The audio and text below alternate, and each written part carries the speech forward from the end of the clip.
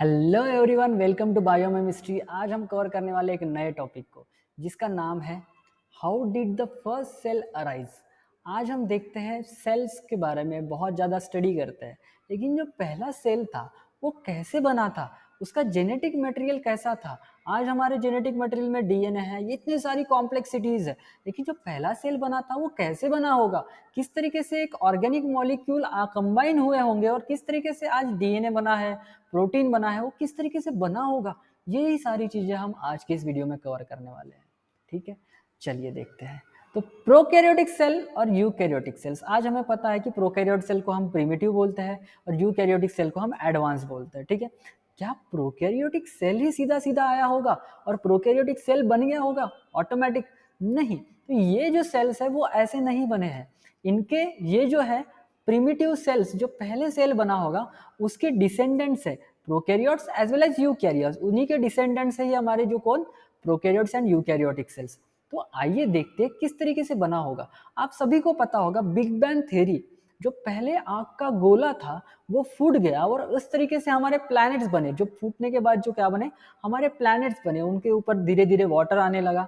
हमारा जो अर्थ है उसमें धीरे धीरे क्या देखने को मिला, हमको वाटर देखने को मिला, और इस तरीके से क्या हुआ, एक अलग अलग प्रकार की रिएक्शन हुई जिससे हमारा क्या हुआ, अर्थ फॉर्म हुआ।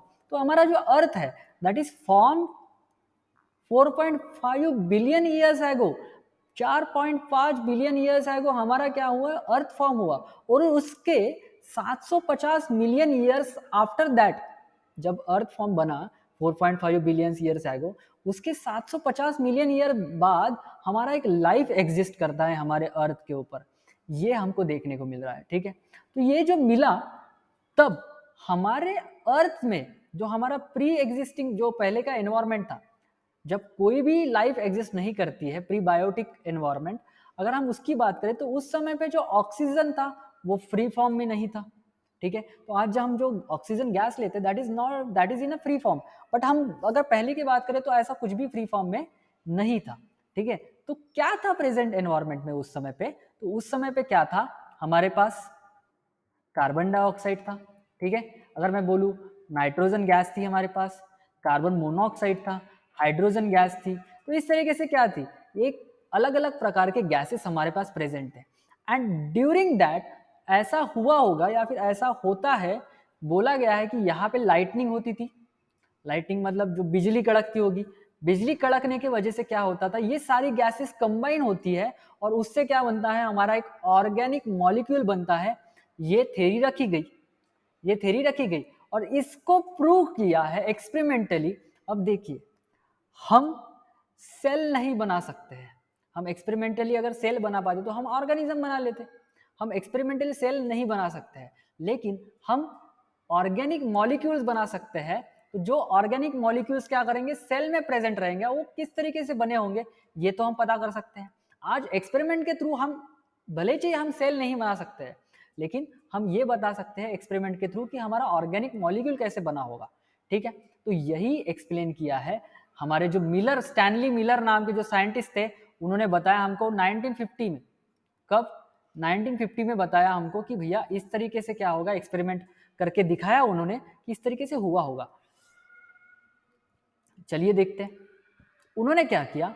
एक वाटर लिया, उसको बॉईल किया और ये ट्यूब, एक ग्लास ट्यूब के थ्रू, ये ग्लास apparatus के थ्रू क्या किया, उसको हीट करके उसके वेपर्स वेपर्स इसके फॉर्म में इधर इधर आए। ठीक है, अगर मैं बोलूं यहाँ पे उन्होंने क्या किया, जो प्री एग्जिस्टिंग गैसेस थे, मतलब प्री बायोटिक गैसेस जो थे, जो प्रीमिटिव अर्थ थी उसमें किस तरीके से गैसेस होंगे, तो इसमें मीथेन, वाटर प्रेजेंट होगा, हाइड्रोजन गैस होगा, इस तरीके से क्या हुआ, गैसेस रखे वहां पे। और वहां पे जैसे बिजली कड़क रही थी, जो अर्थ थी, जो अर्ली अर्थ थी, जिसमें क्या हुआ था, बिजली के कड़कने की वजह से हमारे ऑर्गेनिक मॉलिक्यूल्स फॉर्म हुए। तो इन्होंने भी क्या किया था, इसी तरीके से एक्सपेरिमेंट किया था और यहाँ पे क्या किया, एक इलेक्ट्रिक स्पार्क दिया और जिसकी वजह से क्या हुआ, यहाँ पे एक रिएक्शन हुई और यहाँ पे जब ये पानी जो है ये वेपर्स के फॉर्म में था, इसको कूल किया, अब ये वाटर ड्रॉपलेट्स के फॉर्म में क्या होगा, नीचे गिरेगा। This is the Stanley Miller experiment. इन्होंने इस तरीके का एक्सपेरिमेंट किया और देखा, इन्होंने क्या देखा, क्या देखा कि उन्होंने देखा कि इस ड्रॉप में क्या था, वेरियस ऑर्गेनिक मॉलिक्यूल्स थे। उन्होंने देखा कि इसमें बहुत सारे अमाइनो एसिड्स थे। क्या थे? अमाइनो एसिड्स थे। कुछ अलग अलग प्रकार के एसिड्स उनको देखने को मिले। अगर मैं बोलूं ऑर्गेनिक मॉलिक्यूल्स देखने को मिले, सिंपल भाषा में बोले तो हम उनको ऑर्गेनिक मॉलिक्यूल्स देखने को मिले। अब ये तो हो गई बात है कि ऑर्गेनिक मॉलिक्यूल्स कैसे बने, ये हमको पता चल गया। लेकिन अगर मैं बोलूं कि सिर्फ और सिर्फ ऑर्गेनिक मॉलिक्यूल से अगर सेल फॉर्म होता है तो ऐसा है क्या? नहीं है। मैक्रो मॉलिक्यूल्स हमारे पास होते हैं, genetic material that is RNA, DNA, protein अभी भी फॉर्म नहीं हुआ है। तो हमारा जो जेनेटिक मटेरियल है या फिर जो मैक्रो मॉलिक्यूल्स है वो कैसे फॉर्म हुआ होगा, यही सवाल अभी भी हमारे मन में था। तो 1920 में हमको पता चल चुका था कि जो सिंपलर ऑर्गेनिक मॉलिक्यूल्स है, जो सिंपल ऑर्गेनिक मॉलिक्यूल्स है वो क्या हो सकता है, स्पॉन्टेनियसली पॉलीमराइज्ड इनटू मैक्रो मॉलिक्यूल्स। एक स्पॉन्टेनियस रिएक्शन के थ्रू क्या हो सकता है, हमारा एक मैक्रो मॉलिक्यूल्स में वो कन्वर्ट हो सकता है। ये हमको 1920 में ही पता चल गया था।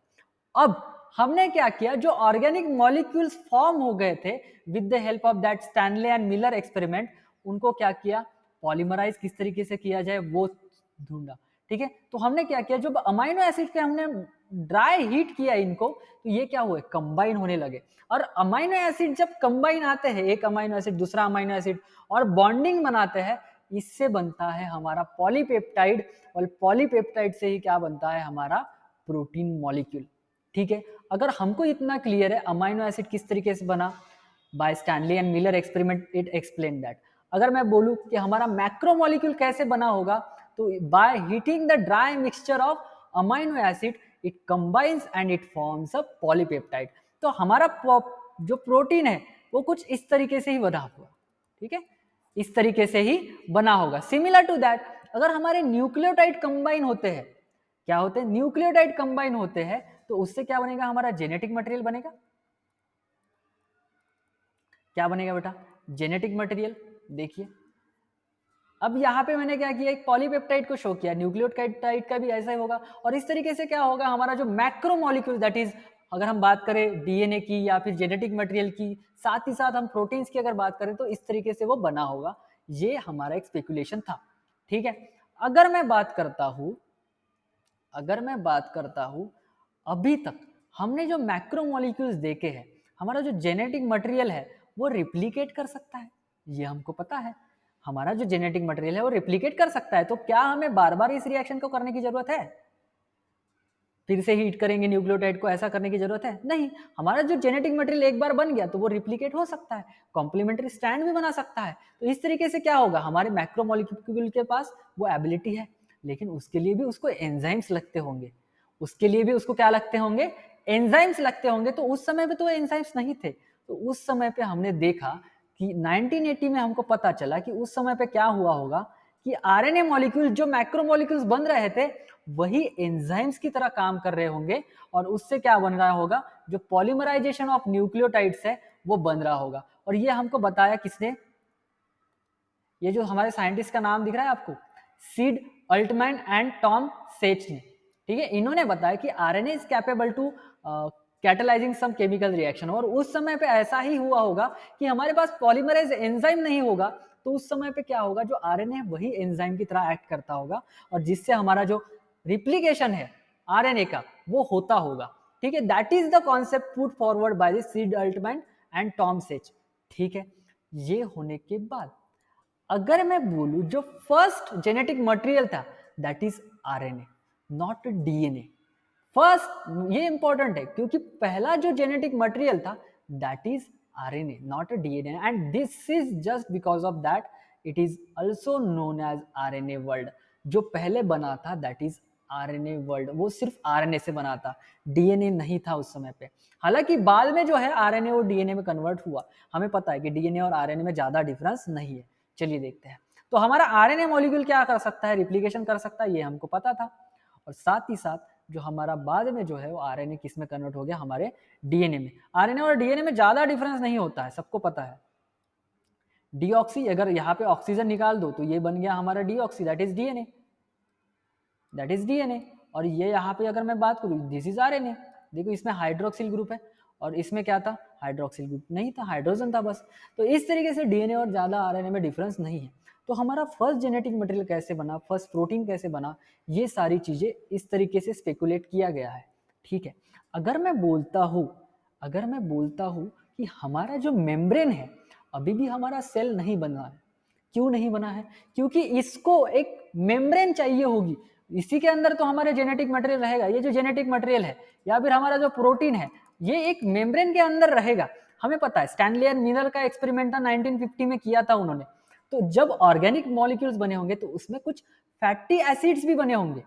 क्या बने होंगे? Fatty acids. और उन फैटी एसिड से क्या बनता है? फॉस्फोलिपिड। क्या बनता है?